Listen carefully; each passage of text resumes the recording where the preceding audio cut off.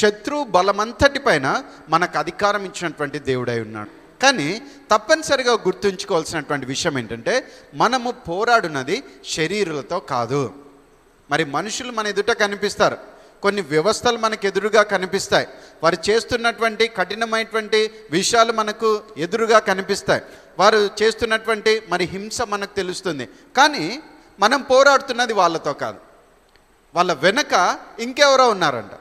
మన కళ్ళకు వీళ్ళు కనిపిస్తున్నారు, కానీ కంటికి కనిపించినటువంటి శక్తులు వారిని ప్రభావితం చేస్తున్నవి, వారికి ఆలోచనలు చెప్తున్నది, వారిని ప్రేరేపిస్తున్నది, వారిపైన ముసుగ్గా ఉన్నది, మరి వారిని తప్పుడు దారిలో నడిపిస్తున్నది, యేసయ్య గురించినటువంటి సత్యం తెలుసుకోకుండా అడ్డుపడుతున్న శక్తులు వేరే ఉన్నాయి.